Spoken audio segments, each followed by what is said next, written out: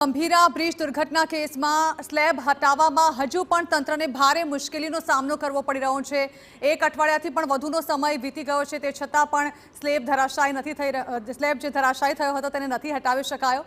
Gambhira bridge દુર્ઘટનામાં એક અઠવાડિયા કરતાં વધુ સમય વીતી ગયો હોવા છતાં હજી સુધી સ્લેબ હટાવી શકાયો નથી।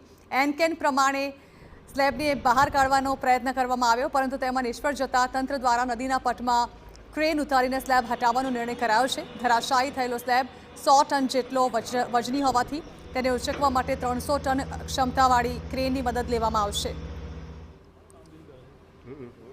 માર્ગ મકાન વિભાગ વડોદરા તરફથી એવું નક્કી કરવામાં આવ્યું છે કે હવે ત્યાં એક મેટલનો અને બોલ્ડર્સ નાખીને એક રસ્તો બનાવી દેવાનો છે, જે કામગીરી અમે 2 દિવસમાં પૂર્ણ કરવાનું આયોજન અમે કરેલું છે। ગઈકાલથી એ કામગીરી બપોરથી ચાલુ પણ થઈ ગઈ હતી। ચોમાસાની ઋતુના કારણે રાત્રે થોડો વરસાદનો ઇન્ટેન્સિટી વધારે હોવાથી થોડી મુશ્કેલીઓ આવી રહી છે અને એમાં થોડું ડિલે થઈ રહ્યું છે।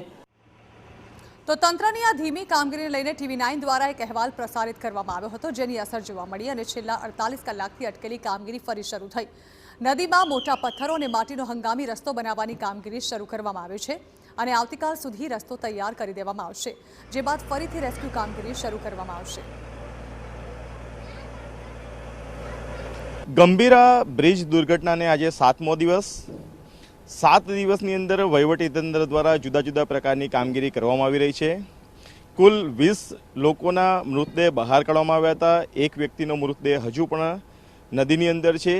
જે સ્લેબ નીચે દબાયો છે તે સ્લેબનું 1.5 મીટરનું કટિંગ કામ પૂર્ણ કરવામાં આવ્યું છે। બીજી તરફ દ્રશ્યો બતાવવાનો પ્રયાસ કરીશ કે વહીવટીતંત્ર દ્વારા ગઈકાલે સવારે TV9 ઉપર એક અહેવાલ પ્રસારિત કરવામાં આવ્યો હતો। છેલ્લા 48 કલાકથી વહીવટીતંત્ર બિલકુલ નિષ્ક્રિય થઈ ગયું હતું અને ગઈકાલે સવારે જ્યારે બ્રિજ પરથી TV9 પર અહેવાલ પ્રસારિત કરવામાં આવ્યો અને ત્યાર પછી માર્ગ મકાન વિભાગ વડોદરા અને વહીવટીતંત્ર કામે લાગ્યું।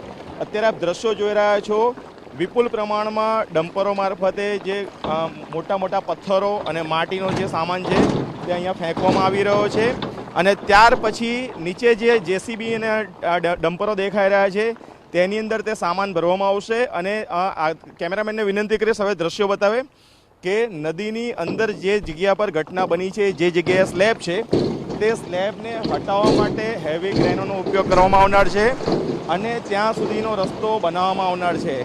લગભગ આવતીકાલ સાંજ સુધી આ રસ્તો બને તેવી શક્યતાઓ જોવાઈ રહી છે। આવતીકાલ સાંજ સુધી રસ્તો બની જશે તો કાલે સાંજથી જ સ્લેબને હટાવવાની કામગીરી વહીવટીતંત્ર દ્વારા હાથ ધરવામાં આવશે અને જેવો સ્લેબ તે ઘટના સ્થળેથી હટશે તેની સાથે NDRF અને SDRF દ્વારા રેસ્ક્યુની આગળની કામગીરી હાથ ધરાશે। કેમેરા પર્સન તોસીફ મલિક સાથે ધર્મેન્દ્ર કપાસી, TV9 વડોદરા।